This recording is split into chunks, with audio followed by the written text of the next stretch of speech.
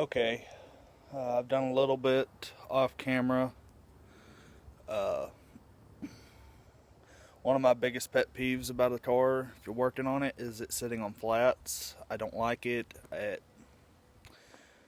keeps me up at night. It's kind of a pet peeve. It might be an OCD thing. I don't know. So here you can see it's no longer sitting on flats.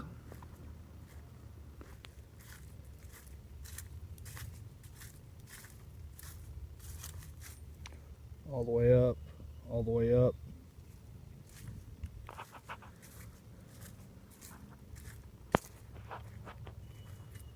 This one still leaks a little bit of air, but it's like every 3 or 4 or 5 days. I have to come put like 10 pounds in it. I can deal with that. That's the spare. Had no issues with it holding air. That's the one it goes on that side. I'm breaking these tires down by myself and save a little money because I'm not just going to pour extravagant amount of money into it until I hear it run. So this just gets it off flats. This just gets it off flats. And yeah, but oddly enough, I don't necessarily like that look. I like that look a lot better. But I don't know how hard it's going to be to find at least 3 more of these rims. So it'll be what I can hunt up. As for my method, take the tire off, spray with soapy water,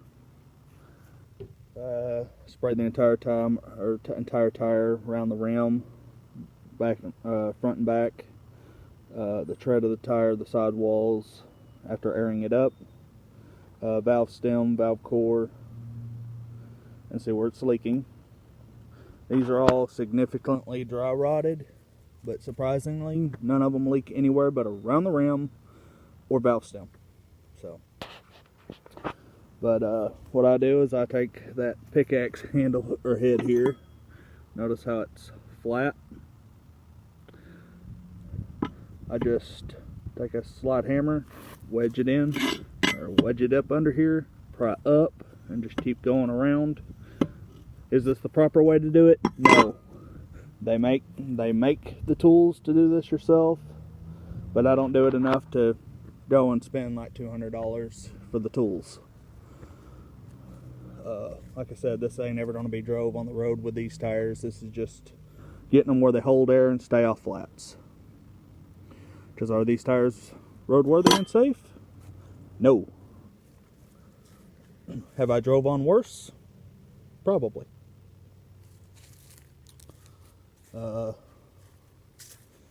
Another thing,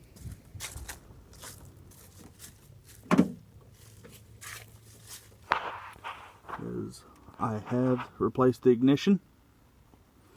I did not videotape getting the old one out because, well, personal reasons. There's other people on YouTube. It shows you how to bust the lock cylinders or pick them. I just wasn't comfortable with showing that. The battery, unfortunately, is junk, which to be expected. Its date code is 1012, which is 10th month of 2012, I believe.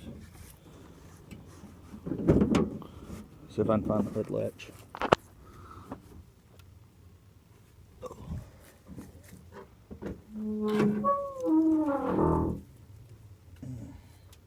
Okay.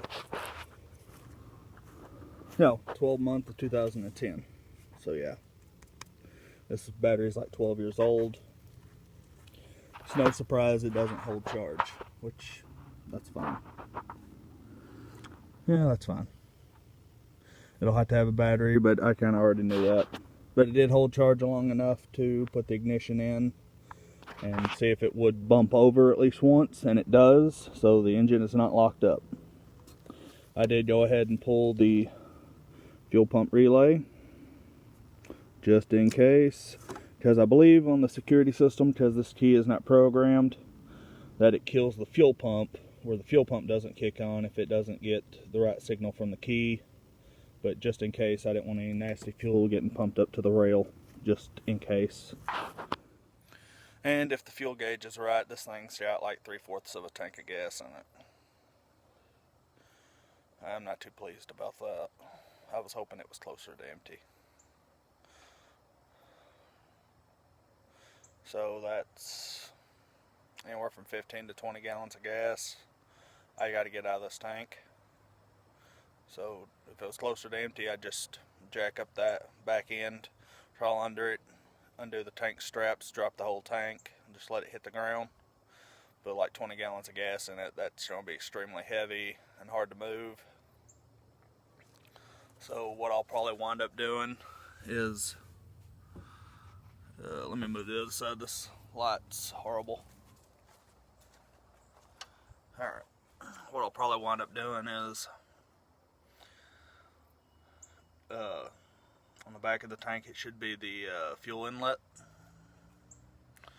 I'll just crawl under there, take that off. I have an electric pump. I'll just shove down, hose down the tank and drain what I can get out, and hope the tank ain't just rusted. If it is, I'll have to source the tank, which I know where 20 of these are sitting right now. So, but with the lock cylinder, it's not new. I bought it used from a guy who's parting out a bunch of these.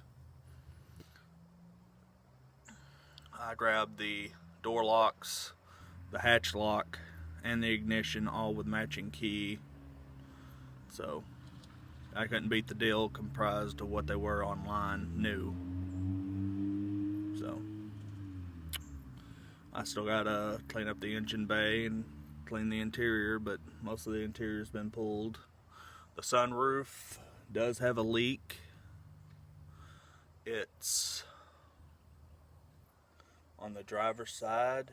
Looks like it has leaked a while. I mean, it's just not pouring, but so it's either the caulking for the track or the drain tubes that run through the headliner are a little clogged or dry rotted and split and are leaking. I'll have to pull the headliner, which again, it's not a big deal.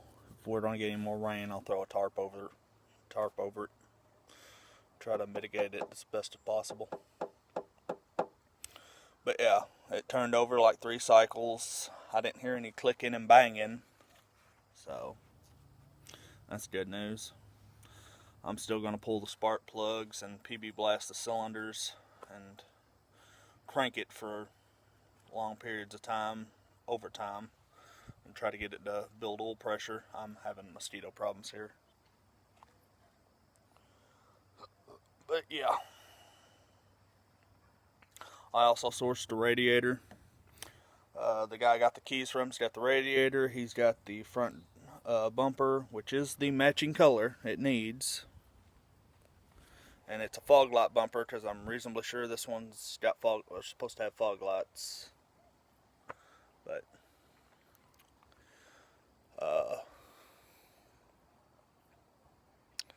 as far as I know, that's about all I've done. Oh, and I got all the parts for the driver door. I got the locking mechanism, all the rods. I got door handles for both sides, in and out. The windows do work and roll down, except the driver one. The motor rolls down, the track goes down, but it seems to not be connected to the glass. So I don't know what's going on with that. I'll figure that out. Most of the damage is on the driver door. I'm pretty much don't have to replace everything that's in it. But other than that, power mirrors work. Door locks don't even do anything. You push the button whether the key's on or off. I mean, it doesn't cycle. So if something's unplugged, a fuse is blown. And I know the electric seat for the driver's side didn't work either.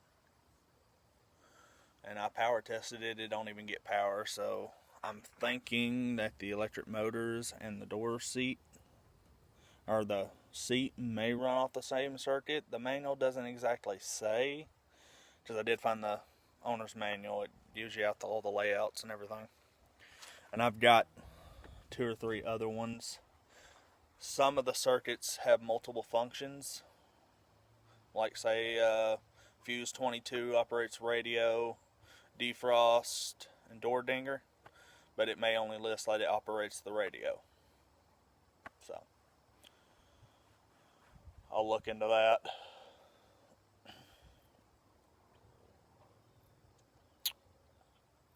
But yeah, just as I had the tires off, a little surface rust on the frame, clean that off.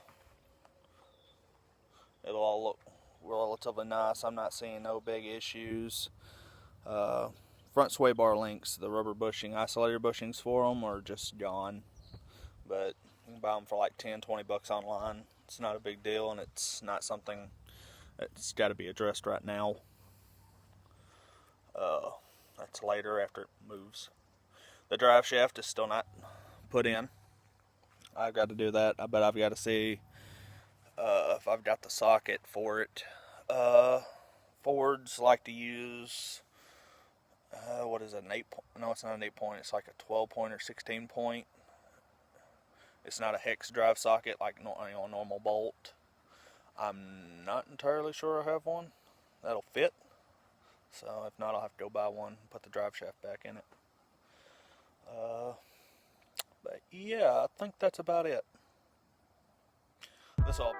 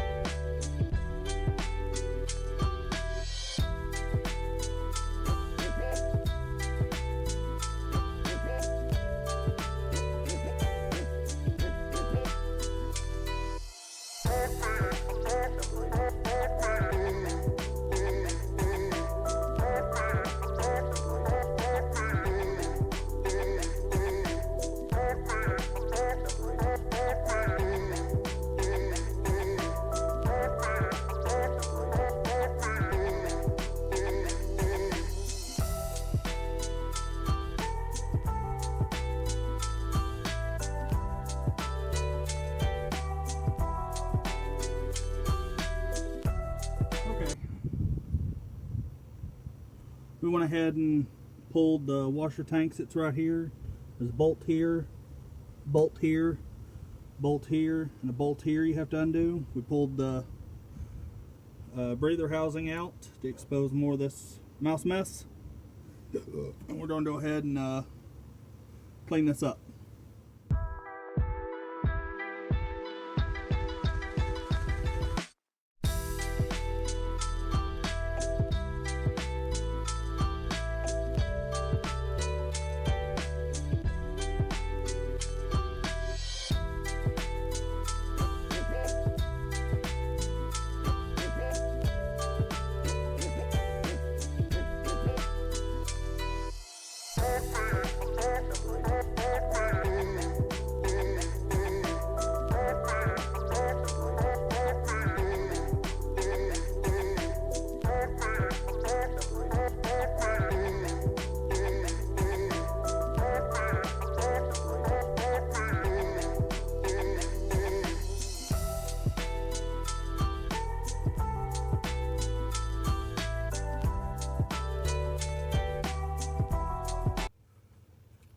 Okay, well, that's significantly better. You guys can see. We now have access to the blower motor. I'm going to attempt to pull and make sure there is no mousiness behind it.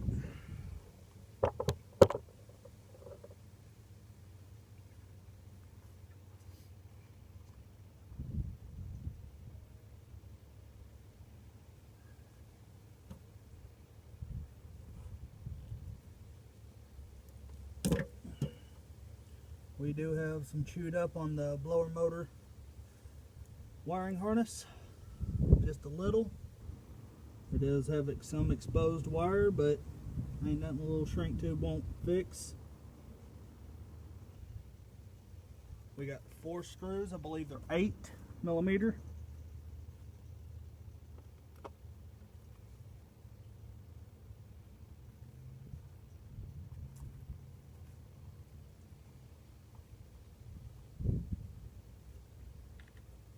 Yes, 8mm.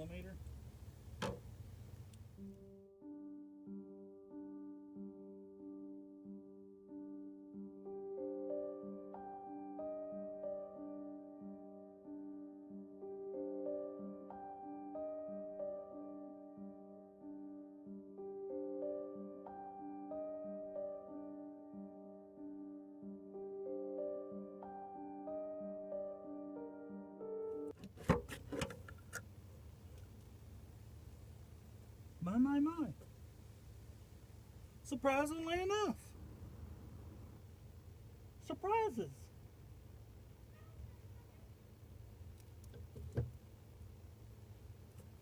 But as you can see, there's no mouse nest in here, none in the squirrel cage.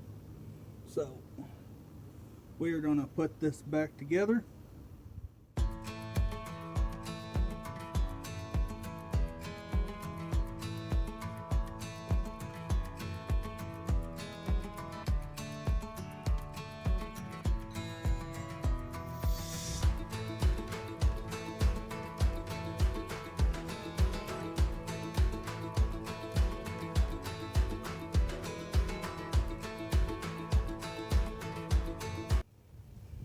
This wiring right here, you have a white and red and an orange and brown. I believe the white and red is the positive for the blower motor. The mice have not chewed all the way through it. They barely just exposed the wire, so we're not going to fix it right now, but later we will de-pin this one and put a piece of shrink tube and maybe some liquid black tape on it, make sure it's all nice and sealed, and get that fixed and put back together. Other than that, nothing else over here looks like it's been chewed into. So the only other thing in this area they seem to have chewed was the tube for the windshield washer. Half of it's still on the tank and the other half's up here on the firewall. It was comes across here and comes down. They ate everything that was in between. That's just a little rubber hose. It goes on the T back here. So we're probably talking maybe 2-foot section of a little vacuum line.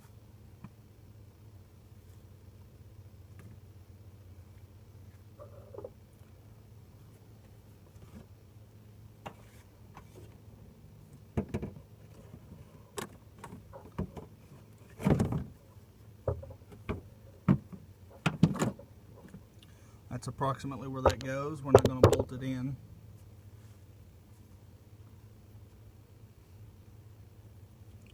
Same thing with this.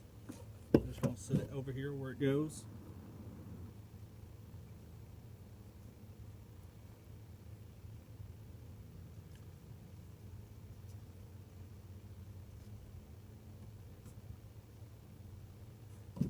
We are going to put the bolt where we can find it.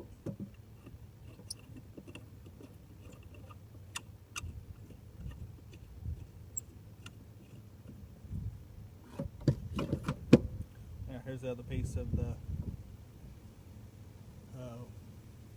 windshield.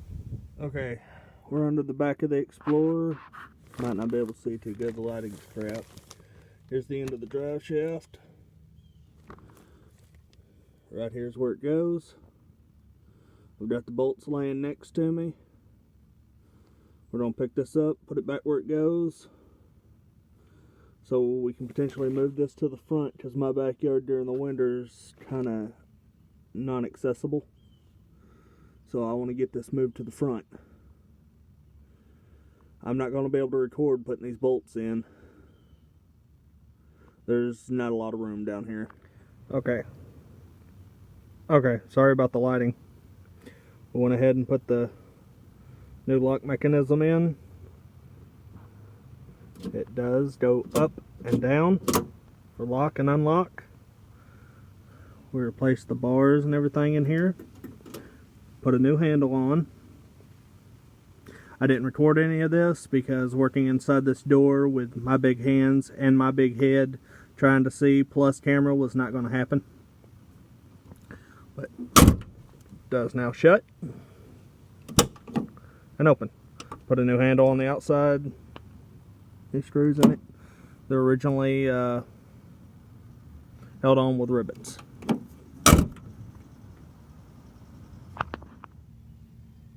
Okay, the power door locks. You push the button, we don't get nothing. According to the book, number 18, which is right here, it's supposed to have a 25 amp mini fuse in it for the door locks.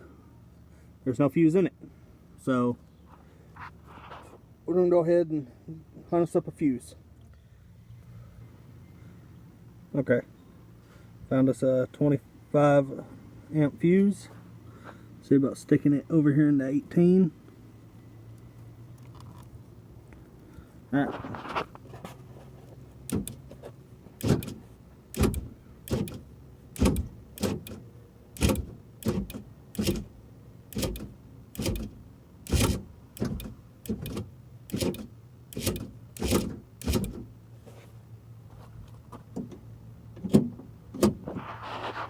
Oh, now the door locks seem to work.